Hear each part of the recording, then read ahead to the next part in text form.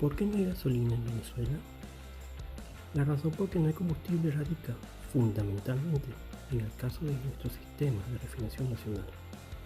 Este ha sido el resultado de muchas sucesivas purgas, persecuciones y detenciones de gerentes y trabajadores de la industria petrolera, iniciadas por el gobierno a partir de 2014 en su afán de control de PDVSA.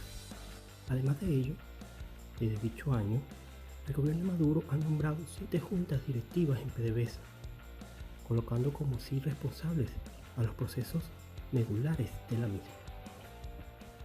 Al personal sin conocimiento, sin capacidad o sin posibilidad de tomar decisiones o contar con los recursos para mantener operaciones. Esto es lo que ha afectado el sistema de refinación, lo mismo que en áreas de producción de petróleo y de gas en el país. Otro factor que ha influido en el colapso operacional de nuestras refinerías es que Maduro desplazó o metió preso a nuestros gerentes del sector de refinación.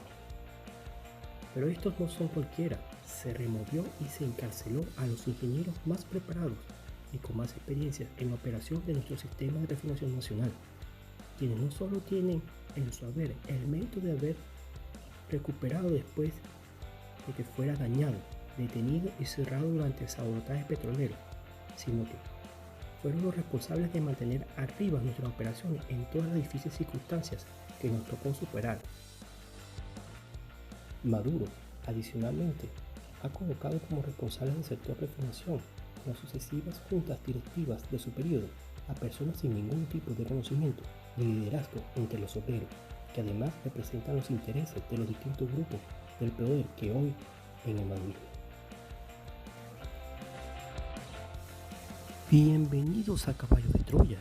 Una vez más, no olvides suscribirte, darle like, activar la campanita y dejar tu comentario.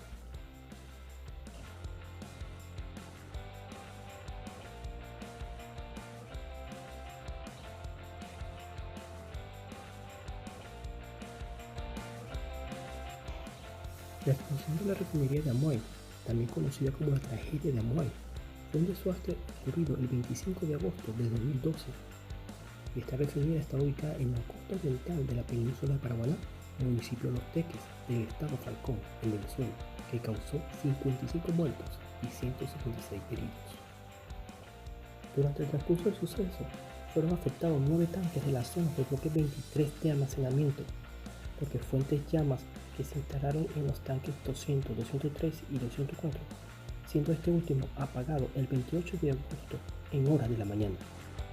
¿Dónde está la periodista por allí, la muchacha de Colombia? Llámala un segundo para seguirle reflexionando.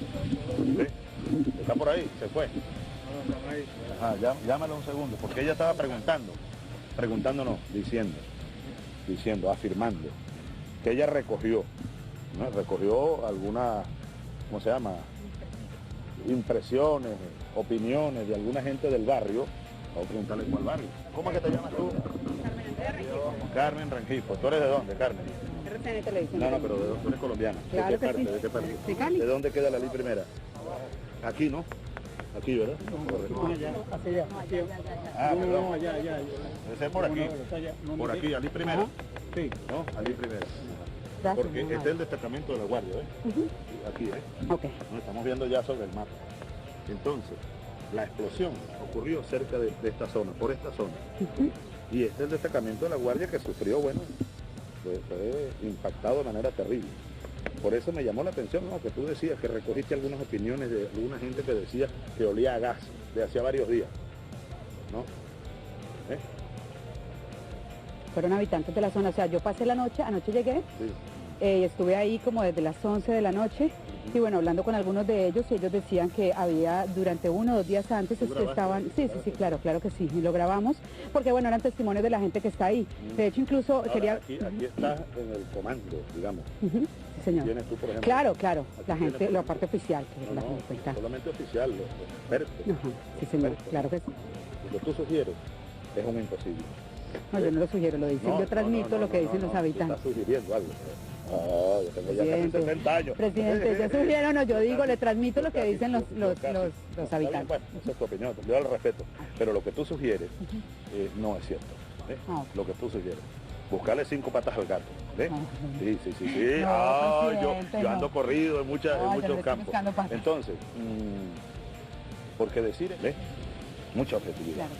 Si yo fuera periodista, yo cuidaría mucho mis expresiones, por cuidar la seriedad de uno, ¿verdad? Claro. Y del medio al que uno trabaja, ¿no? Pero como ya tú sabes que anda por ahí la versión, ¿sabes qué? Diciendo que no, falta de mantenimiento. Tener ninguna prueba, nada. No, falta de mantenimiento. No, que había un escape de gas, que es lo que ella está diciendo que recogió por allá.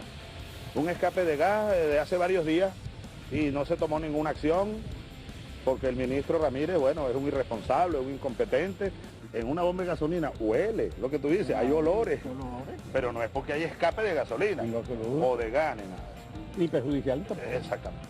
Por eso yo te llamé, que vinieras, ¿no? Porque tu intervención allá y tu posterior pregunta me dejó aquí, me llamó la atención, porque coincide con una línea que están tratando, ¿no? Claro, es lo que llaman matrices de opinión. Y entonces vienen estos periódicos, no, la idea de las matrices de opinión cuando son los que están ahí, son los que están afectados. O sea, vuelvo y le repito, yo pasé la noche con ellos, incluso habían algunos que se quedaron diciendo porque hubo presuntamente saqueos y ellos prefirieron quedarse en ese lugar para cuidar sus casas. Fíjate lo que has dicho, lo que acabas de decir. Hubo presuntamente saqueo. Fíjate. No. Digo, ellos hablaban de los primeros días. Yo llegué solamente anoche. Presuntamente saqueo. No, presidente, ellos dicen del primer día, yo llegué solamente anoche, o sea, casi 24 horas después. Pero tú verificaste algo ¿de qué? de los saqueos. ¿Cómo? O sea, yo llegué, ¿Verificaste? vuelvo y le digo, yo recojo lo que me dicen los habitantes que están ahí, la gente que se quedó ahí, que dice, no nos vamos a ir de aquí porque... tú sabes que yo debe tener ética, ¿verdad? Ética, objetividad. Entonces, lo que tú dices se parece mucho a la matriz de opinión que están tratando de crear. ¿Ves? No te digo, pues se comienzan televisoras, periódicos. Esto es triste, ¿sabes? Triste por la falta de ética. Presidente, pero objetividad es entrevistar desde la fuente oficial, los que yo termine, y el ciudadano también que sea afectado. Eso es ético y objetivo. Entonces, fíjate, lo que te estoy diciendo es esto, a ver si tú eres capaz de captar lo que yo quiero decir, ¿no? Okay. Tú puedes, pues. Claro que tú sí, puedes. por supuesto. Entonces, hay una corriente llena de basura. Una cosa increíble. En muchos medios de comunicación. No, el mío no. Muchos medios. Ah, bueno, tú defiendes esto. Cada pulpero defiende su queso, ¿verdad? Para que oyera, así como oíste algunas versiones por allá, de algo que es absolutamente, es decir, que sugiere, porque lo que tú comentas, que oíste, sugiere. Tú lanzas y sugieres. Sugieres algo que es prácticamente imposible. Que aquí en una instalación como esta, que es la refinería más grande del mundo, que está automatizada por todas partes, que tiene miles de trabajadores responsables y trabajadoras responsables día y noche, civiles y militares, haya una fuga de gas de 3 o 4 días y que nadie le haga caso. ¿Ves? Eso es un imposible. Eso es un imposible. Bueno, entonces estamos, claro, pero te repito, aunque tú no quieras aceptarlo, porque te cierra, es para que tú después pienses, no, tú estás sugiriendo, ¿ves? Tú estás sugiriendo. Tú dices que recogiste opiniones, y ahí se queda, y por ahí se va la brisa. Muchas gracias. Presidente, muchas gracias.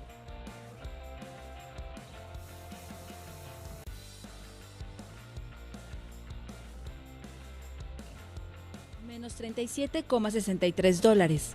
Ese es el precio al que cerró el lunes el barril de petróleo de referencia en Estados Unidos. Es la primera vez en la historia que el barril cotiza a precios negativos. El crudo nunca había caído por debajo de $10 desde la creación de estos contratos a futuro en 1983. A inicios de año cotizaba $60 por barril. El derrumbe se explica por la fuerte caída del consumo del carburante, ante las restricciones de movilidad para combatir el coronavirus en buena parte del mundo, y la parálisis económica. Y los inversores esperan que la situación empeore. Además, la oferta de crudo es abundante, luego de una guerra de precios entre Arabia Saudita, líder de la OPEP, y Rusia, que no alcanzaron un acuerdo de reducción de producción a inicios de marzo. Finalmente, a inicios de abril acordaron una reducción de 10 millones de barriles diarios para tratar de sostener los precios, pero las cotizaciones siguen hundiéndose, cuando quedó claro que ese recorte no bastaría para compensar la caída de la demanda. En ese contexto de oferta superabundante y demanda en caída, los analistas explican que los inversores se precipitan para deshacerse de sus compras de petróleo. En Londres, la caída fue menor. El barril de Brent del Mar del Norte, referencia europea, sufrió pérdidas de 6% y se cotizaba a $26 antes del cierre.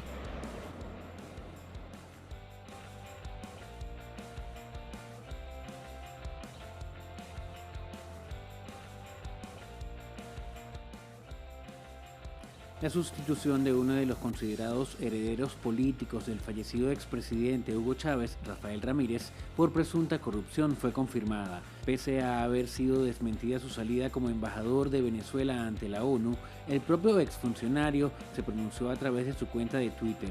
Ramírez no solo se refirió a su remoción del cargo diplomático, sino que instó a realizar una profunda revisión del gobierno. Esta confirmación del ahora exdiplomático, según parlamentarios de la Asamblea Nacional de Venezuela, pone en evidencia la pugna de poderes que existe dentro del oficialismo, además de la magnitud de la corrupción dentro del partido de gobierno. Lo de Rafael Ramírez lamentablemente es un pase de factura, no es justicia. Rafael Ramírez tiene responsabilidad política por el desfalco de casi 12.000 millones de dólares a la nación, sancionado así por esta Asamblea Nacional el año pasado, hace un año, o sea, no es nuevo. El presidente Nicolás Maduro se refirió a la salida de Rafael Ramírez de la embajada de su país ante la ONU como una traición. Me siento traicionado por un grupo de excompañeros que tomaron sus cargos públicos para hacer chanchullo, para organizar mafia, para hacer corruptela y para robar al pueblo.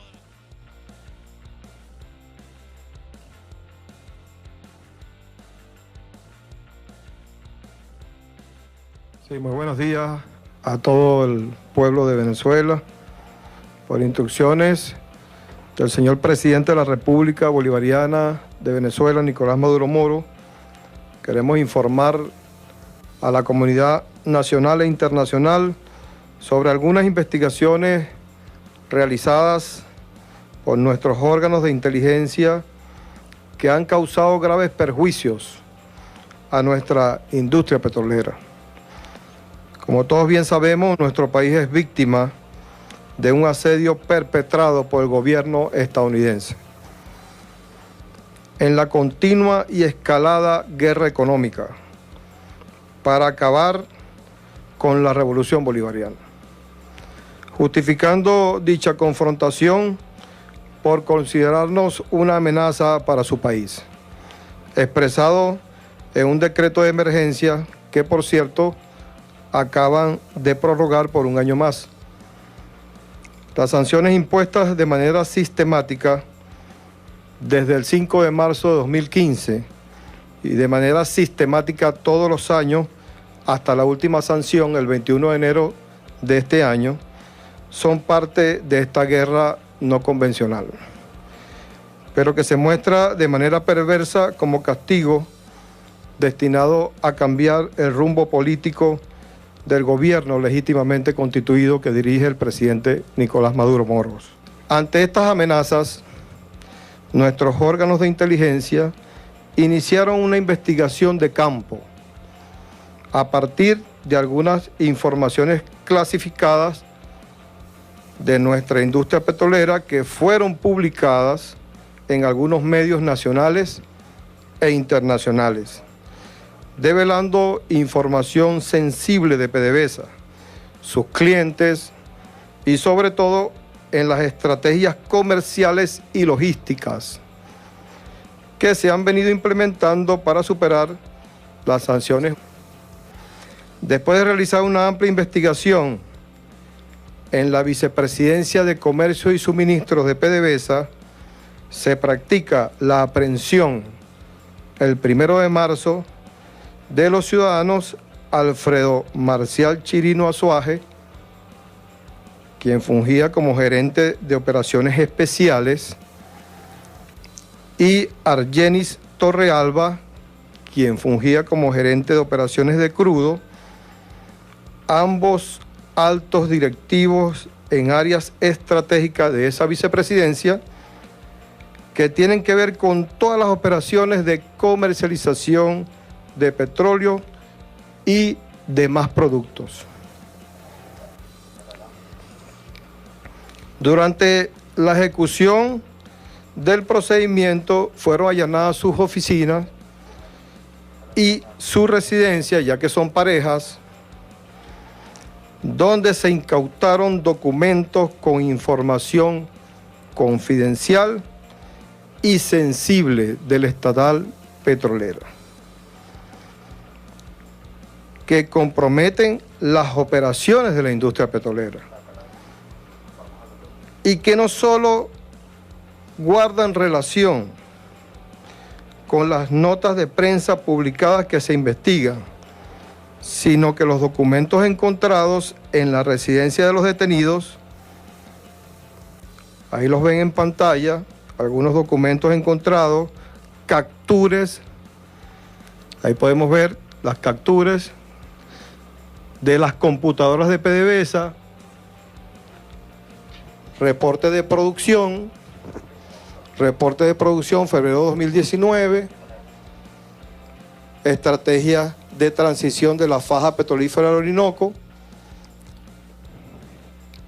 volúmenes de crudo a comercializar en el extranjero, exportaciones de crudo de enero a abril 2019, detallando el nombre de los clientes, los barcos, los buques, las empresas y por supuesto todo esto tiene una razón, porque estos documentos que se incautaron con información confidencial y sensible que comprometen las operaciones de la estatal petrolera y que no solo guardan relación con las notas de prensa publicadas que se investigan, sino que los documentos encontrados en la residencia de los detenidos fueron verificados, cruzados y cotejados con las sanciones emitidas contra PDVSA. Y el resultado arroja que todas las empresas, clientes, buques que aparecieron en los documentos incautados en la residencia de estos traidores fueron sancionados. Es decir, que la agresión imperialista contra PDVSA fue sustentada sobre los documentos confidenciales y estrategias que tenían en su poder estos traidores a la patria y que fueron entregadas al gobierno de los Estados Unidos.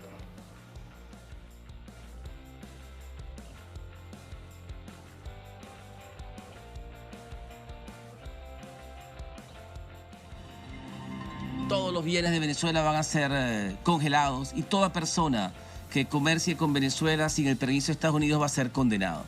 Eso es lo que se llaman medidas coercitivas secundarias. Es no nada más que atacan a los venezolanos, al pueblo venezolano, creando una hambruna o intentando crear una hambruna, sino que aplican medidas a todos los países y ciudadanos del mundo simplemente porque comercian con Venezuela. Es decir, Estados Unidos es un reino mundial que gobierna al mundo sin importar las Naciones Unidas. Aquí lo dijeron, incluso en el Consejo de Seguridad, un delegado de los Estados Unidos dijo que la ley internacional y las decisiones del Consejo de Seguridad no eran referencia para los Estados Unidos, para sus decisiones políticas, porque ellos tenían sus propios intereses y su propia visión del mundo. Los esfuerzos de Estados Unidos por asfixiar a Venezuela se elevaron este lunes a un nivel máximo.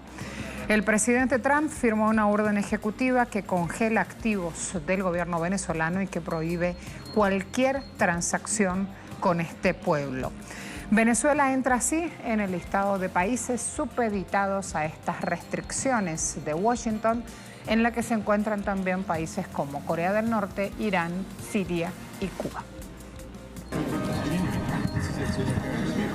El tiempo para el diálogo ha terminado. Ahora es el momento para la acción. Palabras de John Bolton, asesor de seguridad nacional de la Casa Blanca y con las que Estados Unidos recrudece su asedio con el objetivo de estrangular aún más a la economía venezolana. La orden ejecutiva de Trump contra Venezuela reza: todos los bienes e intereses en bienes del gobierno de Venezuela que se encuentran en Estados Unidos están bloqueados y no pueden transferirse, pagarse, exportarse, retirarse ni negociarse de otra manera. Esta es la primera congelación de activos por parte de Estados Unidos contra un gobierno entero en el hemisferio occidental en más de 30 años. También otorga a las autoridades estadounidenses poderes sin precedentes sobre las finanzas vinculadas a la nación suramericana. Es decir, las autoridades estadounidenses ahora pueden atacar y sancionar a cualquiera, incluidos los extranjeros que se vinculen con el Estado venezolano. En una cumbre contra Venezuela desarrollada en Lima, Perú, Bolton ha destacado que la nueva orden ejecutiva del presidente de Estados Unidos, Donald Trump, sobre Venezuela significa que ahora se pueden imponer sanciones estadounidenses a cualquier negocio que se haga con el gobierno venezolano. La nueva medida obligaría a los países y empresas a elegir entre hacer negocios con Estados Unidos o con Venezuela. Entonces, básicamente, una forma de resumir esto a un negocio, por ejemplo, es: ¿quieres hacer negocios en Venezuela o quieres hacer negocios con Estados Unidos? Y creo que para cualquier corporación internacional, ya sea con sede en Estados Unidos, Europa o donde sea que se encuentren, a los consejos de administración y accionistas deberían preguntarle a su gerencia si vale la pena arriesgarse a un pequeño ingreso del gobierno ilegítimo de Maduro, si vale la pena arriesgar sus negocios en Estados Unidos. Esta nueva arremetida por parte de Washington supone un bloqueo total. Y es que si bien la orden permite la entrega de alimentos, medicamentos y ropa, el gobierno legítimo de Venezuela desde hace años se le ha venido haciendo cada vez más difícil hacer uso de sus propios recursos para satisfacer las necesidades de todos los que hacen vida en Venezuela. Tan solo en lo que va de 2019, Washington ha impuesto sanciones a entidades venezolanas, incluida la estatal petrolera PDVSA, el Banco de Desarrollo de Venezuela y el Banco Central.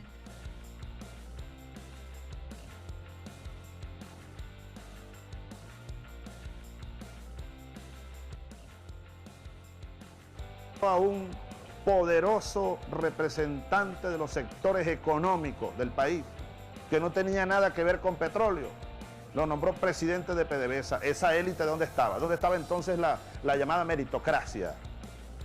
¿Dónde estaba? Mentira. Es una mitocracia, es un mito que ellos han creado. Para esa cúpula petrolera, la meritocracia es la lista que ellos mismos hicieron. El que no esté en esa lista, no, este no tiene mérito. No, se les acabó el cuentico, mi compadre. Se les acabó el cuentico. Los méritos es una cosa, y la manipulación de esa élite para adueñarse de una empresa que es de todos nosotros, esa es otra cosa. Esa es otra cosa. Entonces yo anuncio lo siguiente. Anuncio la destitución, despido de las siguientes personas. Ya está bueno. Las siguientes personas. Eddie Ramírez, director gerente hasta el día de hoy de Palmaven. ¡Pa' afuera!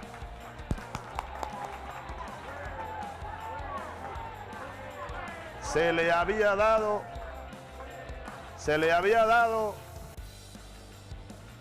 la responsabilidad de dirigir una empresa de mucha importancia como es Palmaven, una filial de petróleo. Esa Palmaven es de todos los venezolanos. Así que, señor Eddie Ramírez, muchas gracias. Está usted despedido, caballero. Está despedido también. Muchas gracias por su servicio. Señor Juan Fernández, está despedido de Petróleos de Venezuela. Usted fue hasta el día de hoy gerente funcional de planificación y control de finanzas. Vean ustedes el nivel de esta gente. Se convirtieron en saboteadores de una empresa que es de todos los venezolanos. Yo no tengo problema de rasparlos a toditos si a toditos hubiera que rasparlos.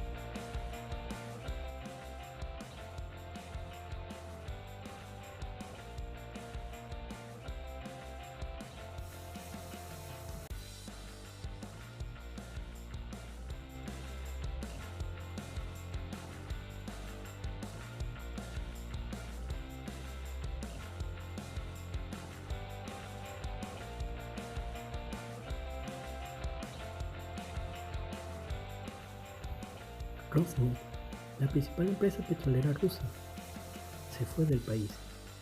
Esa es la realidad, independiente de los tweets del embajador ruso en Venezuela. Esta empresa, una de las más importantes del mundo en el sector, ha salido del país presionado por los altos costos políticos y económicos que para ellos ha significado mantenerse operando con el gobierno de Maduro. A pesar de haber obtenido ventajas de todo tipo en el país, como eliminación de impuestos y asignaciones ilegales de mayor participación en las empresas mixtas existentes a costa de PDVSA, el gigante ruso no ha tenido participación en las empresas mixtas existentes a costa de PDVSA. El gigante ruso no ha encontrado en Venezuela con quién trabajar. No tiene contraparte, ni interlocutores que lo acompañen en un esfuerzo que ellos han hecho para mantener y aumentar la producción. No le ha valido la pena todas las ventajas obtenidas en Venezuela ante la disfuncionalidad de PDVSA y del gobierno, así como las restricciones internacionales derivadas de las sanciones norteamericanas. Sale del juego Rosneft y con ella su CEO, Igor Shevchenko, el aliado más importante de Venezuela dentro del gobierno de Vladimir Putin. Pero más allá de las motivaciones de la empresa rusa, cuyo 40% está en manos de inversiones privadas, entre ellos ingleses y cataríes, independientemente de lo que ellos decidan hacer en Moscú con la empresa a la cual Rosneft desea sus negocios a Venezuela, lo primero que hay que señalar es que esta actuación es contraria a la ley, específicamente a la Ley Orgánica de Hidrocarburos. Cualquier cambio de propietarios o composición adicionaria de las empresas mixtas que operan en el país debe ser aprobado en primera instancia por el Ejecutivo Nacional y luego por la Asamblea Nacional. Es decir, Rosneft no puede trasladar o transferir sus activos y la autorización otorgada por el Estado venezolano para operar en conjunto con PDVSA bajo la figura de empresas mixtas sobre actividades que están reservadas al Estado por la Constitución, sin la debida autorización del Ejecutivo Nacional y con posterioridad de la Asamblea Nacional. Esto es así y se trata de la ley. El legislador, cuando estableció esta condición sine qua non en la Ley Orgánica de Hidrocarburos, protegía a la República de las decisiones de cualquier entidad privada, nacional o internacional, afectar o pusiera en peligro la soberanía y la continuidad operacional de la industria petrolera en el país. Por otra parte, protegía a la República de que nuestra principal industria, producto de transacciones entre privados, quedara en manos de entidades que no tuviesen la capacidad técnica o tuviesen intereses distintos a los establecidos en nuestra Constitución, productos de acuerdo entre privados. La operación de Rosneft de transferir sus activos y operaciones a una entidad del gobierno ruso es análoga a que Chevron transfiriera sus acciones al Departamento de Tesoro o al Departamento de Estado norteamericano, o que cualquier socio privado de PDVSA transfiriera sus activos y operaciones a un fondo especulativo, a una empresa de alimentos o a lo que no sea. En todo caso, siempre debe ser aprobado por el Ejecutivo Nacional y la Asamblea Nacional, porque además el Estado venezolano debe velar por los intereses nacionales y verificar lo que se está transfiriendo. En ningún caso, ni Rosneft ni ninguna otra empresa socia de PDVSA puede transferir ni vender, por ejemplo, las reservas de petróleo y gas con las que opera en el país, ya que ellas son propiedad del Estado venezolano, mientras estén en el subsuelo y solo cuando se realice su producción, previo pago de las regalías correspondientes. Es que el privado puede disponer de volumen equivalente a su participación en la empresa mixta. Rosneft está actuando como si pudiera hacer en Venezuela lo que le da la gana. Se están saltando, como ya es costumbre en este gobierno, nuestras leyes y nuestra soberanía en el manejo de nuestros asuntos.